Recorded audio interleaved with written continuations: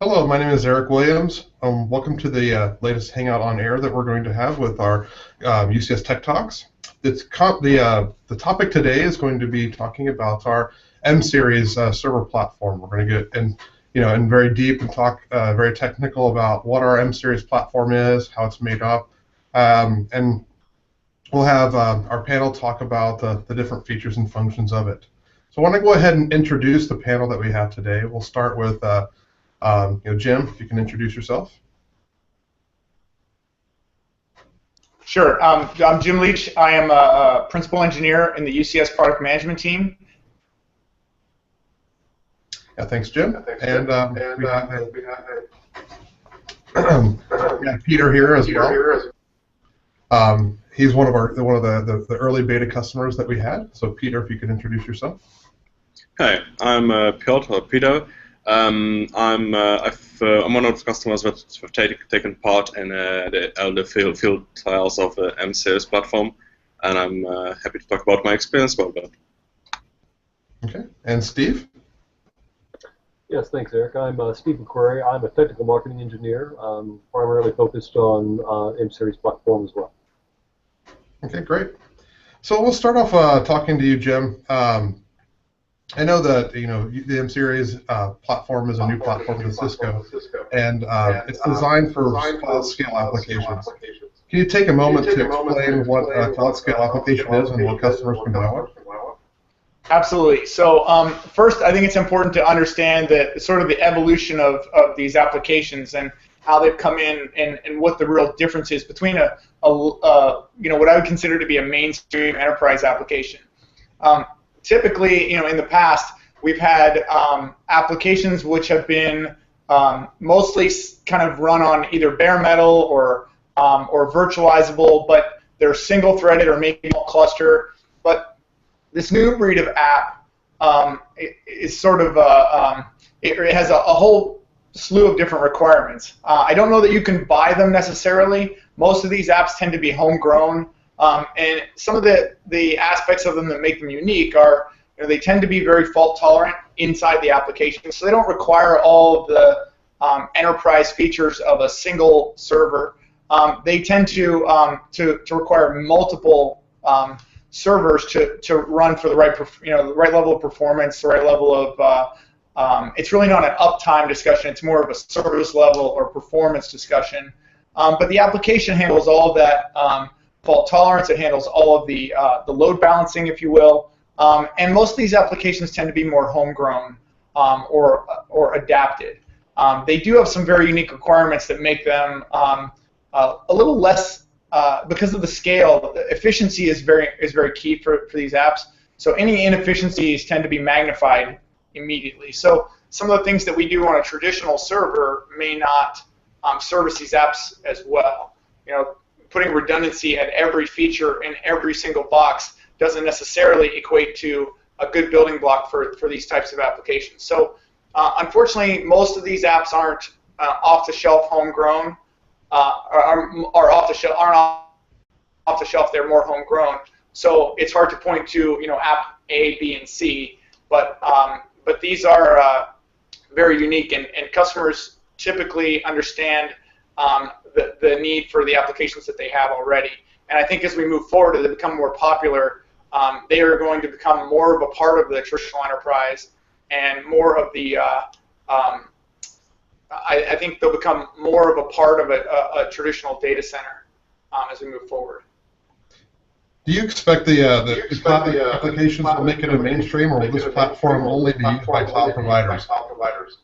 Well, that's a great question. I think that we're seeing the beginnings of the evolution of this type of application. I think for a significant period of time, we're still going to have the enterprise applications that you see today that are.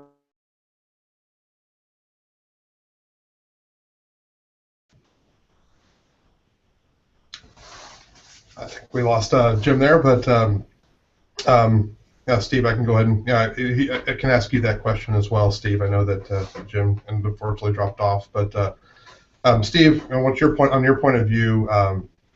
Do you think these applications will make it into mainstream or only be done via cloud providers?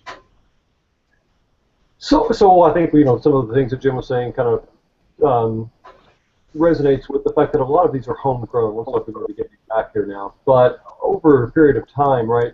We see things start out in the cloud provider environment, and then based on those application stacks and what people are building, a lot of times they do end up making it into the mainstream. So, an example is like HDFS, right? That's something that started in the cloud environment and then moved into more mainstream from an analytics standpoint. So I think we'll see some of this app development type where customers need more of a cloud scale application to reach the consumer as we talk about the Internet of Things and the Internet of Everything. Depending on what an organization that could happen.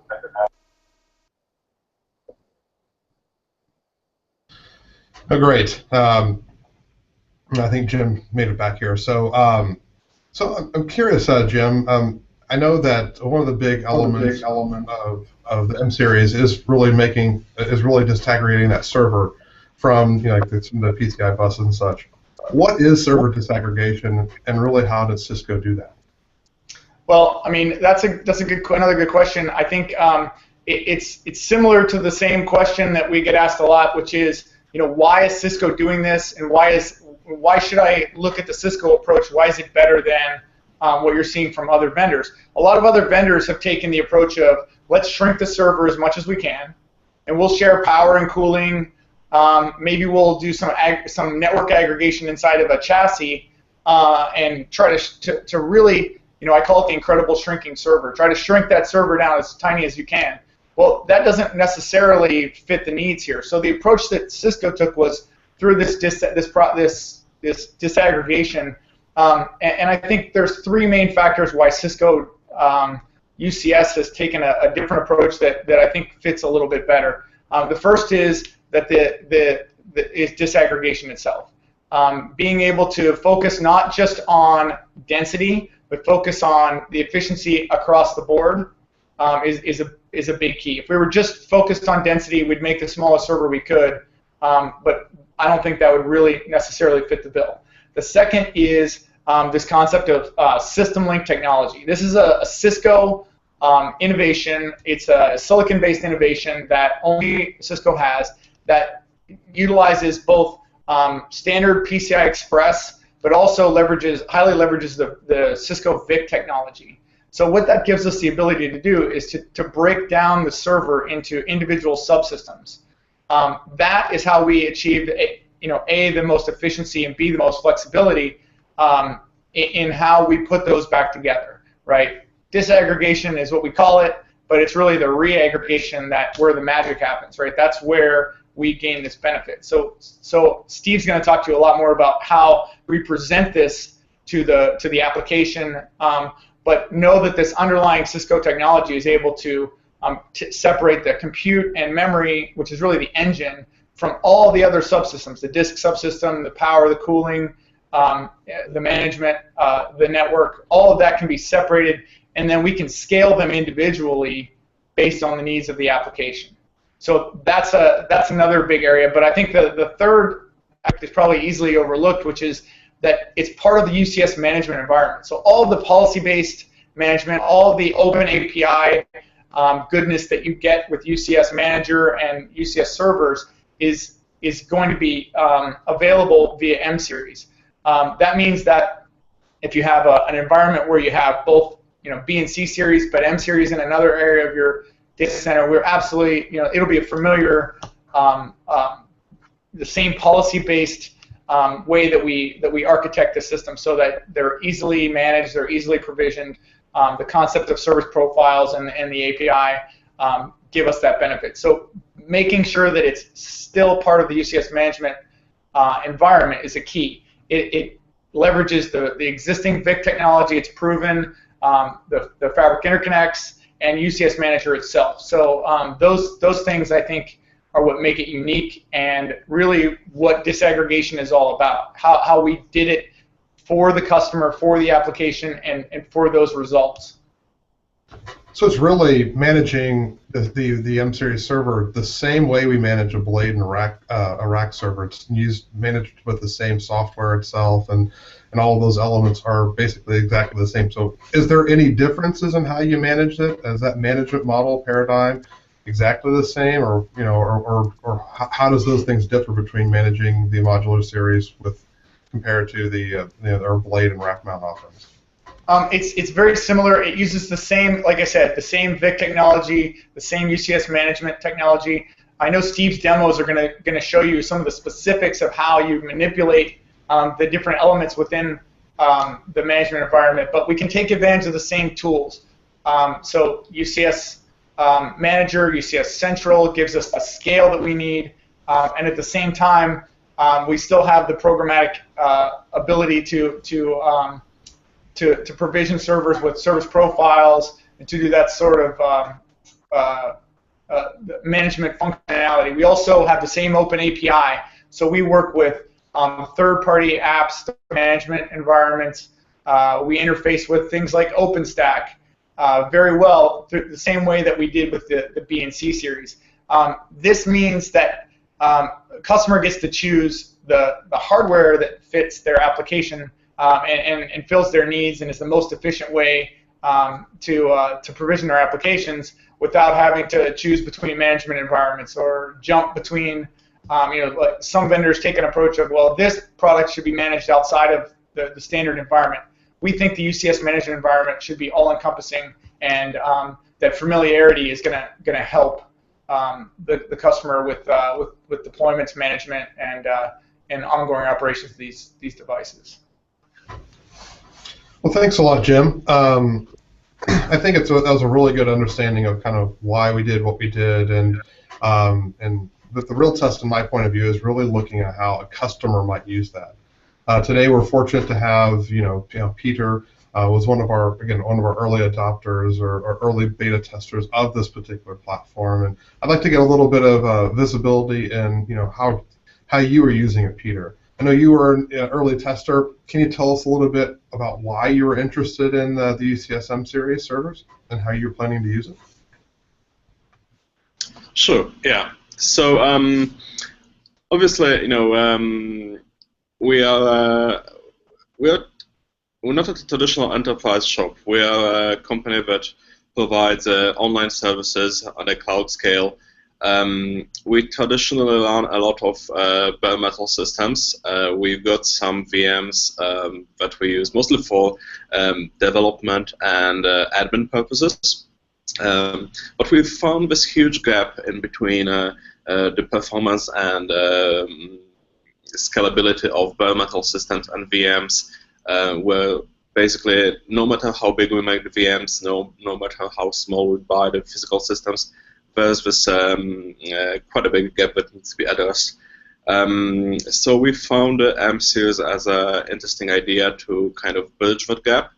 At the same time, because of the scale that we operate, we can't afford manual operation of systems. We're big into automation at every step in the server lifecycle. And the step which we actually found the most time-consuming in traditional bare metal servers is the provisioning and installation of systems. So we found by leveraging the UCS management infrastructure, we could basically get the M-Series up and running very quickly.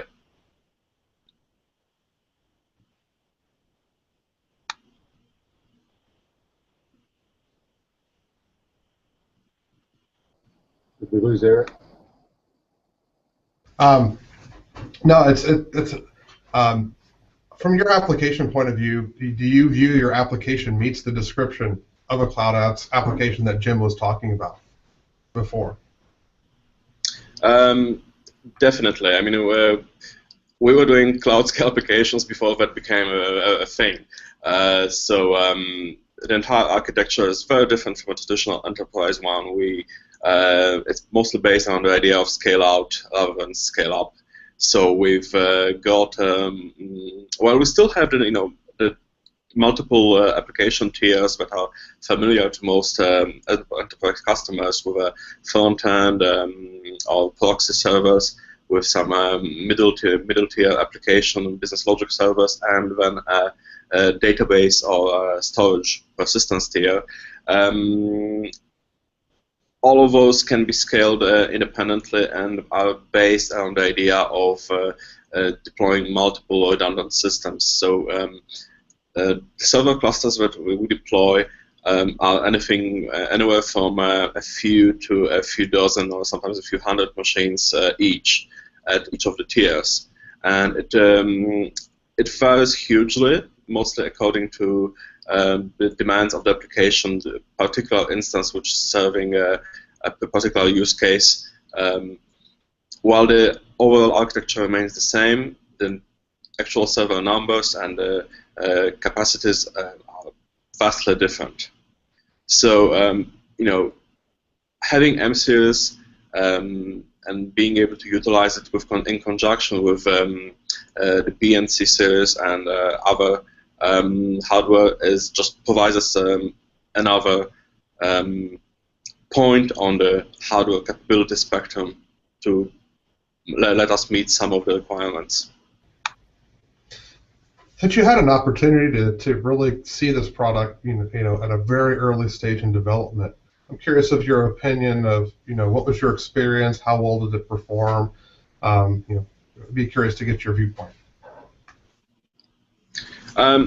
Yeah, so that's actually quite interesting. We get quite a lot of opportunities to work with various vendors while they're still designing and beta testing their products. And in comparison with some, I must say that the M-Series was actually surprisingly mature.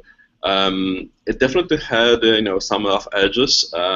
We spent some time working with Steve and other engineers to address some of the issues, especially around the local storage setup. But overall, it was quite surprising, how fast we got up and running. Obviously, we had access to some of the features that are mostly used by Cisco engineering to help us debug those, and the experience with those was not always ideal. As with all tools which are meant for internal use, they're not necessarily as polished as standard APIs. But ultimately, we were able to deploy it successfully, quickly, and run our applications without major issues. And as a final note, I was very happy to see that most of the issues, if not all, that we flagged during the testing, that things that we felt that needed improvement or it could be expanded upon, were addressed in the latest release of the software, which I believe Steve is going to demo later. So what were the main elements after doing those testing that you felt were very strong, or the areas that on the M-Series platform that you liked the most about it? So the huge thing for us was being able to deploy bare metal systems with a flexible local storage configuration. For various reasons, we are a shop that relies very heavily on local storage, as in non-SAN attached and non-SSD storage. We still use those, but for the majority of our systems, use local disks for performance and cost reasons. And the problem with bare metal boxes is basically, obviously, once you buy a system in a specific disk configuration, well, that's what you have, unless you work to upgrade it, which we found is ineffective when it comes to people cost. At the same time, we found multiple systems where basically we were CPU or memory bound, and most of the disk was unused, underutilized. So being able to quickly deploy systems for some of our smaller databases, for example, boxes which don't necessarily need more than 50 or 100 gigs of storage. was that's something that we didn't actually consider as the most important feature when we started the testing, but it turned out that it's really very useful, and it makes great economic sense to be able to quickly build a box with the right amount of storage. Obviously, when we say local storage, the M-Series has a unique way of handling that, so that's not a very typical configuration. And our experience has been good, but your mileage may vary. It's something that you need to test and plan carefully where it makes sense.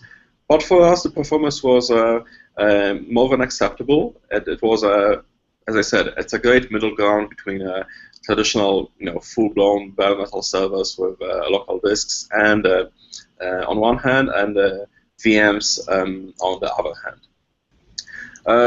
The other big benefit that I think that sold us on the idea of doing the testing in the first place was the fact that the M-Series takes advantage of the UCS management API. I don't want to sound like like a paid advertisement, but it's simply the best. We've in comparison to all the other vendors that we've looked at and worked with and have deployed, the UCS management API just makes everything so much easier and works as we expect it to. It's not ideal. We'd like to some things to look a bit different, but it's mostly aesthetics and familiarity. Once you actually start working with it, once you start integrated with your provisioning and lifecycle management systems, it's by far the easiest and most powerful hardware tooling available on the market.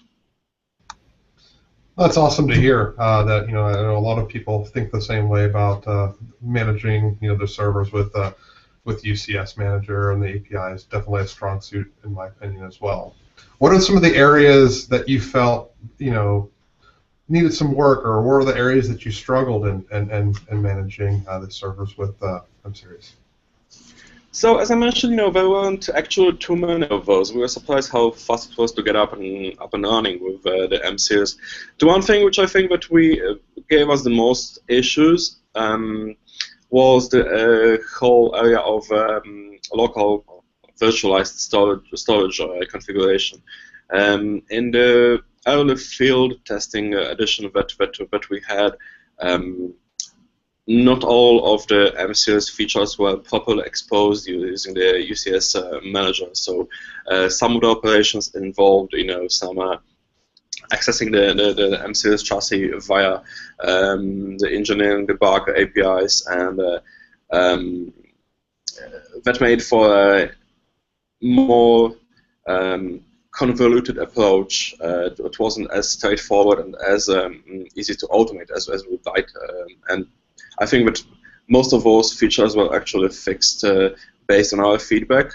I know that we've ultimately we've been able, all the functionality was there, so we've been able to deploy the systems in the way that we wanted.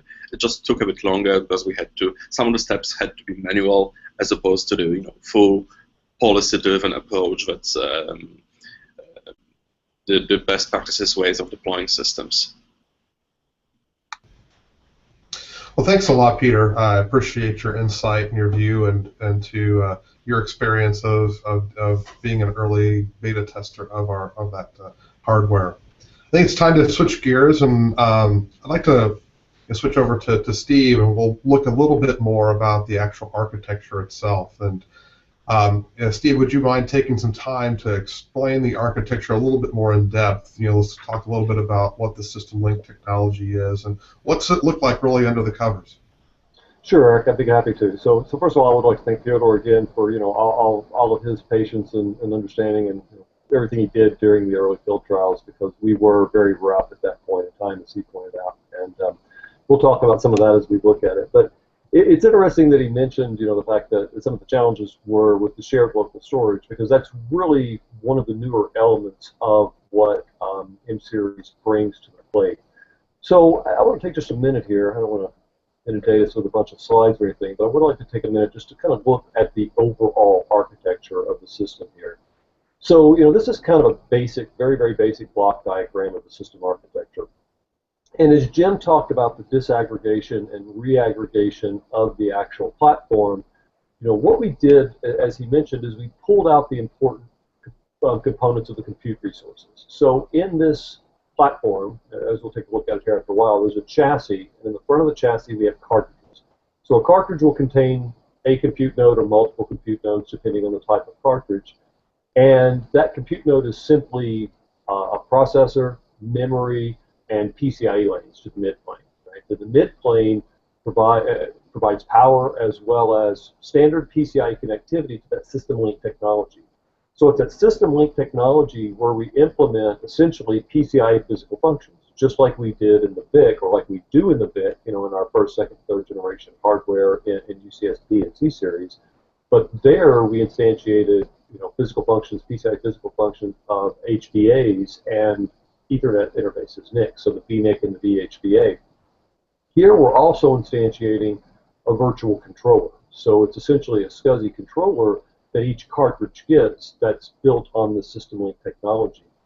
That in turn allows the system link technology to share the 4 physical drives that are in the system. So we take those drives and we carve them up, and we give portions of those drives to each individual compute node. And it's not a standard portion. So as Piotr mentioned, right, depending on the needs of the application, the actual drive needs may be different. Some servers may need very small drives, where some may need more. And here we can kind of slice and dice it and give them different volumes, different drives, depending on those needs. And it's that system link technology that really lets us basically virtualize it. I mean, that was the term he used, was local virtual storage, which is really what it is. We're virtualizing that local storage to the individual compute resources. Yeah, it's very interesting. I mean, it really shows that deploying these, it would be fairly simple from a physical perspective, because there's not a lot of connections and things that you have to make with that and such. It'd be interesting to see what this actually looks like in real life. Is this something that you could show us a bit to show what does it actually look like if you had one of these systems sitting in front of you? Absolutely. So, yeah, if we look at the actual system itself, right, I've got the video here. This is actually one of our early systems. This is, actually, this may have been the system that Piotr had with newer software on it. So it doesn't have some of the nice gears on the side with all of the LEDs, and I'll show you another cartridge here toward the end that's different from this. So things don't match up perfectly, but this is still a fully functioning system here. So as we take a look at the front, we see all the nice blinky lights, and what you're seeing here are 8 individual cartridges, right? So each of these cartridges contains 2 compute nodes. They can be removed. They're hot swappable, can be completely removed independently. If we switch over to the back, now unfortunately I have multiple things in this rack, so the server on the bottom here with the orange cable and the 2 hard drives that you can see in the back, that's actually the M-Series chassis. So over to the right, you can see the 2 1400-watt load-sharing power supplies, right? Then the hard drives and some cabling here. So we'll try to get a better view in here of the 2 drives. So this system only has 2 drives in it, whereas the system could have up to 4 drives. Those are just shared resources. And then the 2 redundant load-sharing power supplies over here. And then in the middle here, we have our network connectivity. So these 2 orange cables are QSFPs. These are 40 gig connections. So this is a 40 gig connection up to the fabric interconnects. Now today we're connecting into 10 gig fabric interconnects. So we basically split that out into 4 ports, and we port channel that. And then some of the other cables you see here on the side, obviously there's a console cable and a couple of other management cables. That actually is some of the back-end management we use for troubleshooting or to be able to debug. So at this point, those aren't used, other than some of the things that Piotr mentioned when we were talking about having to go through that interface to debug prior to us having built the UI for that. So this is another chassis. This is kind of what it looks like out of the rack. Again, this is an early one that doesn't have the ears with the nice little LEDs on the side that show status. But here I've taken out, most of the blanking panels. You can see it's basically sheet metal, right? So, where the servers plug in, there's simply a place to connect these servers into the system itself. And then as we take a look, from the top of it, we see essentially that architecture that I showed in the slide. This is those shared components. So, that mid plane lives there in front of the fans. It's essentially power bus PCIe connectivity into the system link technology. And then, of course, we're sharing cooling and power. And then the drive structure. Here's the backplane for the drives, along with the cable that goes over to the RAID card. So there's our drive backplane there. And then other components on the system. Power supplies over here on the left, right? So there's the power bus. And then over here on the right is our RAID card. So we've also disaggregated the components in a way that they have different life cycles. You can replace the card at the break, you can replace the drives, and it doesn't really have anything to do with all of the individual server components. Now, right under this pretty little Cisco logo, that black heatsink that you see there, that's kind of the heart and soul of M-Series. That's the system link technology ASIC. So that is the connectivity point in that diagram I showed earlier of what actually brings the entire system together. And then finally, we can see everything pulled out of the back here: the hard drive bays, power supply bays, the 40 gig QSFP connections, as well as some of the management console connections there as well. So finally, we want to look at an actual individual cartridge. So if we take a look at this, this is one of the newer cartridges as opposed to the one I had running there. You can see on the front, obviously there's LED indicators for the overall cartridge status and then each of the individual servers, whether there's fault, power, etc. And then if we take a look at the back of the cartridge, right, we simply have the connector into the mid plane and the power bus. We open one of these up, what we'll see in this particular cartridge is that it contains 2 compute nodes. So this is not a single server with 2 processors. This is 2 individual servers. So these are E3 processors, support up to 4 DIMMs at 8 gigs, so 32 gig of DIMM, 32 gig of memory. So these are 2 individual servers on one cartridge. So it's a failure domain of 1 server, but a repair domain of 2 servers. An initial offering, this will be the server we have with different CPUs, but over the next year, over the years, we anticipate to have other types of servers that will fit into the system, and that really kind of plays into the way it was built, right? And disaggregating and dealing with the life cycle is this will work in a sense that we can change out the server nodes without necessarily changing out the the network interface or the storage nodes, and vice versa. Right? It really lets us separate and make changes to the system that way. It sounds a bit like a blade server. I mean, really, the way it looks, the way it feels. How is this really different than what we've done before? So it's really kind of similar, right? I mean, you're right. It very much is like a blade server in the sense that it's chassis-based, and it's managed under UCS Manager. We're using a lot of the same object models.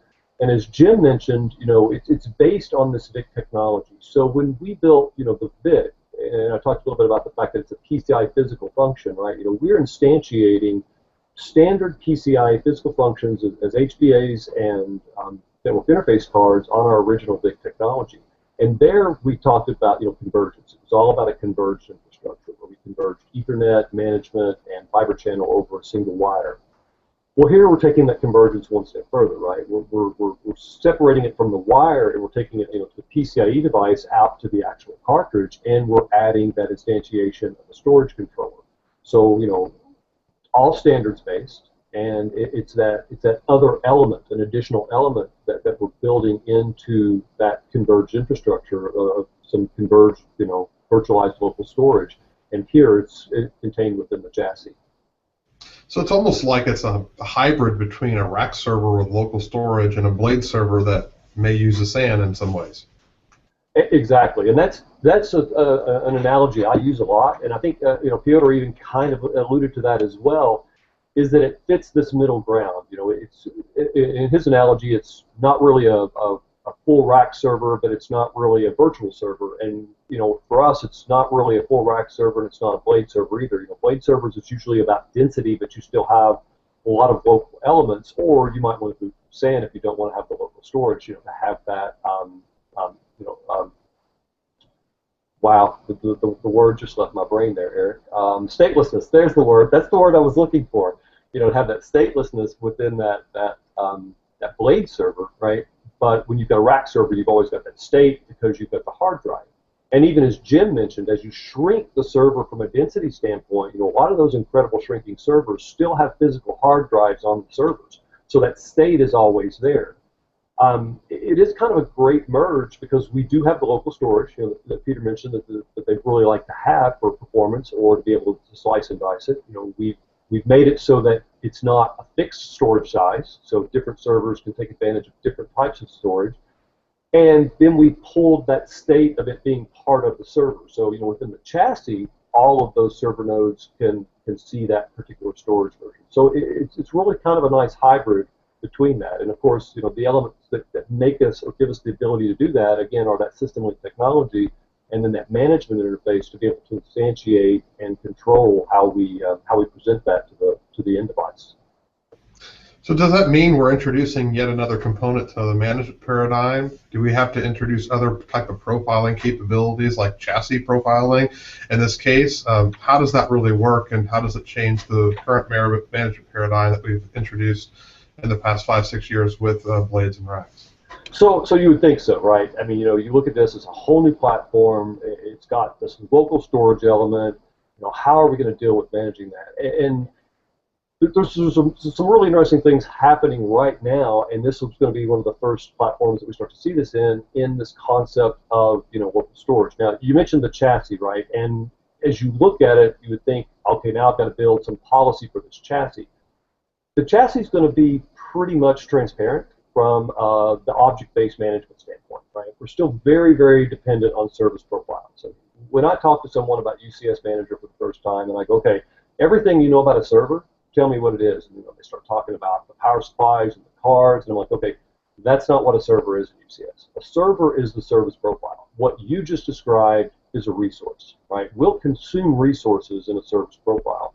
So the chassis is yet part of the overall resource. So it's yet something we're going to consume, and we're still going to consume it in a service profile. But we also have to be able to deal with the storage. Now, overall, a service profile should be completely form factor independent, right? We don't care if it's a blade, if it's a rack, if it's an M-Series, as long as it has the resources that the service profile require for it to be consumed. So we want to keep that same model in UCS Manager, but we want to be able to consume different types of resources. So I can actually show you a video here of how we build out the policy around this local storage.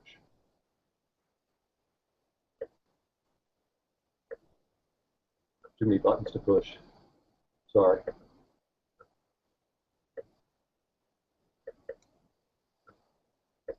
So, this is actually UCS Manager in an M-Series environment. Let me back up here just a moment. As you see, right, it's just a chassis. If you don't look really closely at it, it kind of looks like the chassis icon we use everywhere else. As a matter of fact, I think it is the chassis icon we use everywhere else because to UCS Manager, this is still a chassis. But if we click on the chassis itself, right, we see that there are new tabs. Specifically, there's a storage tab, and under this tab, we have what are called LUNs. LUNs are the virtual drives that we present to the individual servers, and then we have the physical disk. So this is kind of the front view of the chassis. And in addition to those LUNs, which are shared components, right, we also have the network, which is another shared component. Now, this is very typical, right? We don't spend a whole lot of time talking about the network component as we talk about M-Series because it's something we've done a lot of. But just to show you, right, we've got, our fabric ports here, which consist of those two 40 gig ports. Each of them are connected to 4 independent ports on the actual fabric interconnect, switch A and switch B at the top, and you can see here their port channels. So those are the types of shared resources we have. We have the local disk, and we have the actual storage. So as we actually go out and start to to separate this, to share it, to build a service profile for it to be shared, we're going to build policies, right? So here we're going to build essentially, a VNIC template, which is going to specify a particular type of network interface that's going to be used by the system. And we'll create a pretty simple one here, for our DMZ on our web server. And then we'll also create, another one for the external. And then after that, we'll create what we call a connectivity policy. I have to apologize here, Eric. I've actually grabbed the wrong video here. That's why I keep looking like I don't know what I'm talking about. This isn't what I expected to show you right now.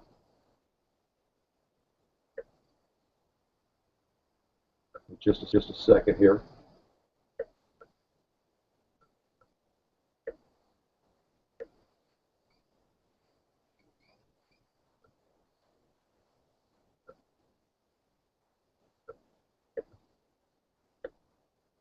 Nothing like making a mistake live on the air, is there? No worries. Just take me just a moment here. I've got this in another spot.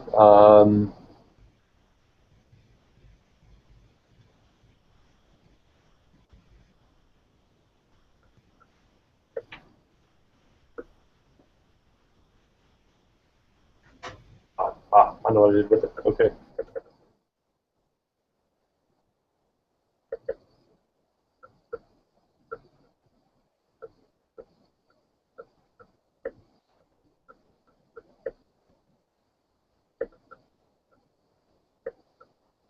Okay. So let's try this again. You see my screen here, I assume? Yep, again. Okay. So again, we're talking about the shared storage, right? So we see the controller here. This is the chassis. At the disk level, we can see the storage controller, and we see the two individual disks, and they're in an unconfigured good state, which is standard for a disk as it's discovered by the system, right? And then we have a new tab up here in UCS Manager called a storage tab. So in the storage tab, we have two things. We have disk group policies, and a disk group policy says, how do you want the disk group, basically the actual drives, to be configured? So I'm going to do a very simple one here. I'm going to just say disk group policy 1 here.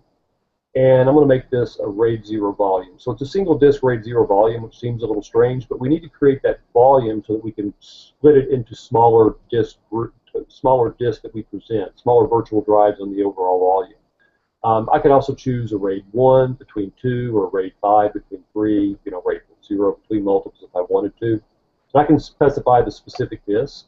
I want to use disk 1 in this particular policy, and take the system defaults for everything else. So that just says how I want to consume the disk from a RAID perspective. So in that case, you can be very prescriptive on the disks you want to select. You can either manually select the slot yourself, or just let it auto pick based upon the criteria that you give.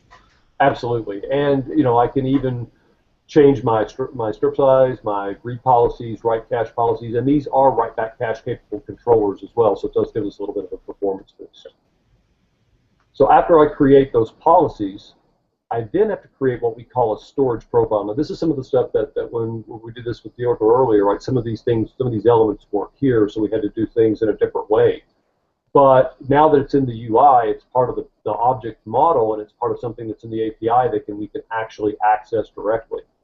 So when we create the storage profile, all right, we're going to create one based on the type of server we're using, and then we're going to specify the LUNs. These are the actual virtual disks. This is what the compute resource will see, and we're going to create a LUN, call it boot, make it 50 gig in size, and we have to select that disk policy.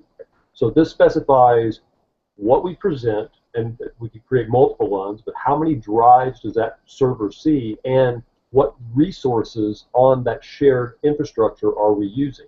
So to your question earlier, we're not building a profile directly for the chassis. Instead, we're building service profiles that will go out and consume those resources. But I can create great LUNs that multiple servers will use on top of that shared disk group, correct? Correct, exactly. So these are just policies. I can even create a storage profile that has multiple LUNs on it as well, so that when I build that, as I've shown here, when that service profile uses that, it will build it, and that'll be the same. So every time you go to deploy, right, as Piotr talked about rapid deployment, every time I go to deploy a server, I simply go use that storage profile, and it automatically builds what we're looking for, much like what we do with LAN connectivity, BIOS connections, BIOS settings, everything else that we do in UCS Manager. One thing I do want to show you, though, I've created these two profiles, right, and they're policies. They're nothing yet. They're not instantiated. So and I can show that if I go back and look at the chassis, I still don't have any LUNs, and my disks are still in an unconfigured good status. And incidentally, that particular policy lives at the UCSM level, so I can have multiple chassis taking advantage of that same policy. So I'm not building a policy on a per chassis basis. Well, this is no different than when I create a service profile from a template that's not associated to a server. It's just a configuration that sits in our database, and until you actually link it up to a physical server, nothing happens. It's just a configuration sitting out in the middle of nowhere. In that case, it's until you actually link it to an actual physical resource. Do we take any action? This is going to basically be a configuration sitting out on its own, correct? Exactly, and based on different applications, different needs, what you have, you will have lots of these policies. So, and we'll take it a step further, assuming I've actually got the right video this time, and I can show you that as well, where we take advantage of using that. I have no ability to multitask.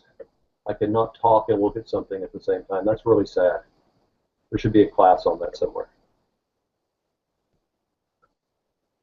Okay, this is supposed to be the right video. Let's drum roll, please. Let's see if I did it this time. So like you were saying, right, we need to actually use these policies. So if we go into the server tab, right, this is where I say, hey, this is what a server is in UCS Manager as I talk to customers or different people. It's this servers tab. Specifically, we're going to create this service profile. So as we go through, it's standard, right? I'm going to create this web server. It's going to be the name of it. Go through, select my UUID as I normally would. Select my networking. And earlier, that first video I showed, we created some connectivity policies that said, hey, it's going to have a couple of local, Ethernet connections. We're not using SAN storage, but we do have this global storage profile now. So this is where I go select that global storage profile that I created. This is that 150 gig boot line for the web server, right? So then we go on through and finish up the service profile configuration. I'll kind of speed through this a little bit here. And we now have a service profile, that defines what that server is going to look like. It defines the network connectivity policy. It defines the storage, all of these shared components in the system. It really is no different than a service profile we create in UCS Manager for a blade or rack mount. The only difference is we've added that new function called the storage profile to define how I want to configure those local shared disks and what LUNs that I would need to present to it. Exactly. And as a matter of fact, if I wasn't using the shared local storage and I was using some type of, boot from network or Pixie boot or something like that, I could create a service profile that was shared among different types of server nodes, right? This one would be somewhat unique to M-Series because it is, looking to build and use those resources. But that data model for building, shared storage, local storage, even potentially, network storage, is something that once it is included into the UCSM paradigm can be expanded to other things. It just so happens for this, it's the shared local storage, right? So, I still haven't done anything because I haven't created or assigned this to a particular server. So I'll go into the system and actually associate the service profile, and we can take a look at what really happens, right, when we start doing the association. If we go back to the equipment tab now, we see it's in config mode. And if we go back over here to the equipment tab and take a look at our storage, we'll now see that there are LUNs that are created because we've associated these service profiles. And if we select that LUN, we can go down and it tells us what disk it is actually associated with. And if we expand, the web servers here, et cetera, we can see that not only do the policies exist, but they're really starting to use these shared resources, right? The network resources and the storage resources on the system. So that's where we went through that FSM workflow, or those task sequences, to basically take the desired configuration that you designed in that service profile and apply it to the hardware. We've applied the configuration, both the shared resources, the disk configuration that you needed to create the disk group, and then create the LUNs on top of it, and then create the VNICs or VHBAs that's going to be defined in that system link technology, that shared resource for this particular server as well. So it's basically doing a fairly similar thing that we do with our VIC today on a single blade or single rack mount, but instead of having an adapter per blade and rack mount, we have that shared resource that we define all of our NICs, HBAs, and now storage resources on, correct? Exactly. That's exactly what we're doing, right? It's that shared adapter, and it's those PCIe lanes into that adapter that gives us that disaggregation, that flexibility, and it's what gives us the density in the platform as well. So, given that this is this is a pretty different type of paradigm, how does this really help the life cycle of managing this type of server? Where's the operational efficiencies that are gained? Where do you see that changing how I manage my servers? So Jim and Piotr both touched on this, right? One of it is the very quick deployment. So we showed in the model, I can build what the model looks like. I can have a chassis. If I wanted to scale out, right, I had a demand to scale out that environment. I simply add the chassis. The resources become discovered. I've already configured what those application types look like in the service profile, so it becomes part of the automation software that you build, or that you deploy, however you build your deployment system, to just map those on there. You can very, very quickly get things up and running in an environment. But from a lifecycle perspective, the other component that changes is if I need bigger processors, if I need faster processors, right? If I need to do something different, I'm not pulling out an entire 1RU server. I'm going in and I'm pulling out a cartridge and I'm putting another one in. I'm not changing out the hard drives and the power supplies and throwing them away every time the technology refresh occurs. So it separates those cycles of technology refreshes. And if I wanted to upgrade the hard drives, the controller, right, all of those components are separate within the system. And going back to it's a good segue to another question is, if I look at the failure domain, if I have a system that is, a cartridge that does fail, or a compute node that's on a cartridge that were to fail, what happens if I need to, recover that system quickly? I mean, can I move that service profile around in that particular chassis, or am I stuck on that particular cartridge? So that's an outstanding point, right? Because within that chassis, any compute node has access to all of those shared resources. So again, the server is the service profile. All of the identity, what LUN it's using, what's on that LUN, et cetera, is all defined in that service profile. So let's say that server node 1 goes down, but it's something that I need to bring back up quickly. I call TAC, 4 hours, they're going to get it in, but I've got demand and I need this, and I happen to have a spare server that's currently not being utilized in that chassis. That's the key point there, is it's got to be in the same chassis. I could move that service profile over to that other server, or even if it was a server that wasn't doing anything important, I could take the service profile off of that one, move the one that was important to me onto that server, and all of the resources are there, right? The network doesn't have to be reconfigured, no rewiring, don't have to recover any data, it's all on the chassis. Yeah, you're really pulling that data away from it, making it a shared resource, so it makes it easier to be able to move things around. Yeah, I like to call it quasi-statelessness, right? We talked about statelessness earlier, where any server could be any piece of hardware. Any server within the chassis can be any compute node within the chassis can be any server, that has storage in that chassis. That's kind of the key today. You still have to be connected to the system link technology that is connected to that storage controller. So I know Peter mentioned about the API, and that's something that he feels is a very strong benefit of UCS. Our API really, in this model, hasn't changed. It's just extended the capability to do storage definition now. I'm curious to understand a little bit about how that relates in terms of automation from your point of view. How is a customer going to take the benefit that we have with M-Series and continue to drive automation? So, the thing about the API, we talk about it all the time, yet every time we do a demonstration, we show the GUI. I won't say every time. I know you've been involved in a lot of these Hangouts and other things. You guys have shown some of the other integration to the API, but me personally, I'm almost always in the GUI. So, that GUI is not really anything more than an application that utilizes our API. It's not.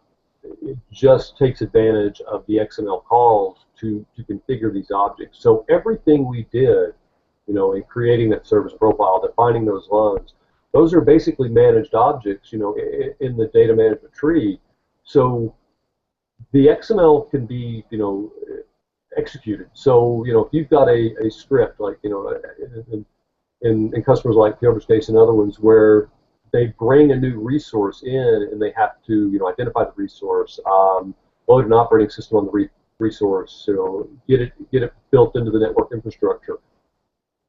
If they're doing that through some type of scripting language, say Python, for example, right, there are tools that let them call that direct API, so they're not sitting there clicking, doing mouse clicks and doing everything that I just did on those mouse clicks. They're able to send that information directly into UCS Manager, instantiate everything, even turn the servers off and on, in as part of that automated script. So it becomes very easy to deploy these systems rapidly.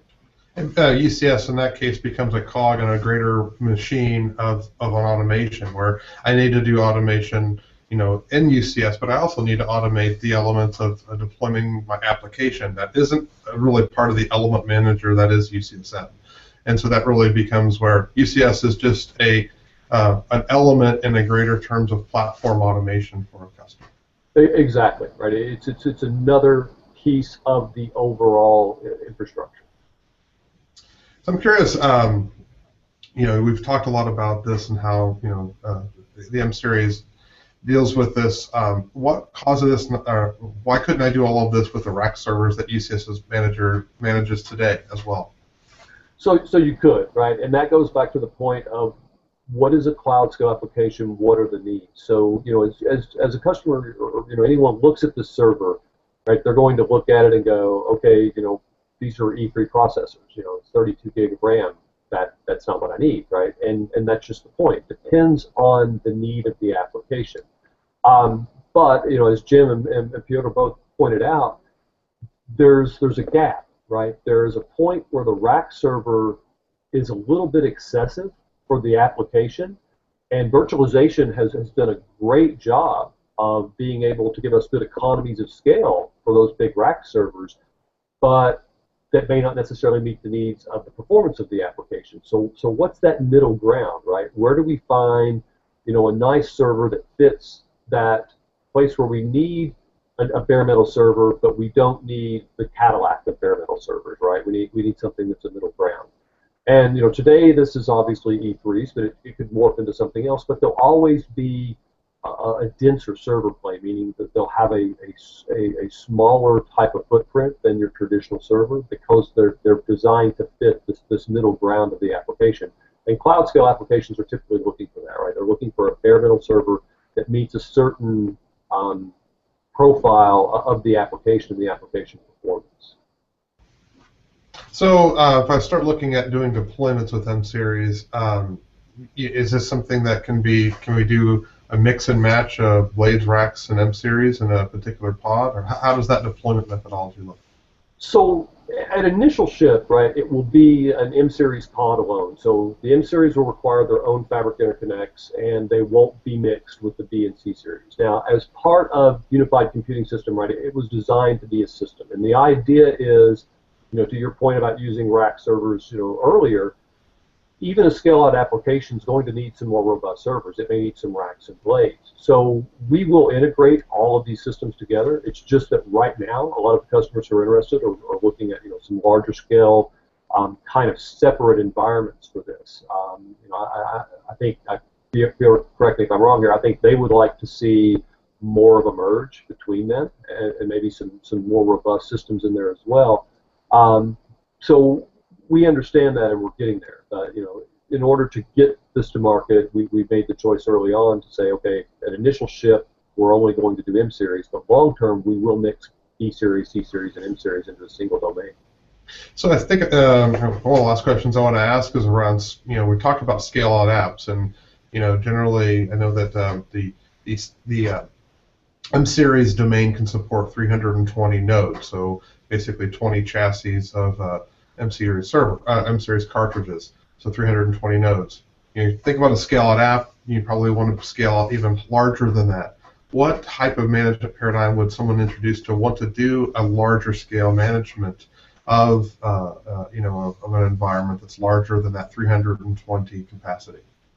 Right. So that's an outstanding question. And that's been one of the challenges with our customers, since early on with UCS. Is you build a UCS domain and you've got this great management platform, but it's limited to a certain number of servers. Then you build another domain, and then you've got that same management platform, with separate infrastructure, but a lot of the same objects, a lot of the same policies that you're repeating over and over.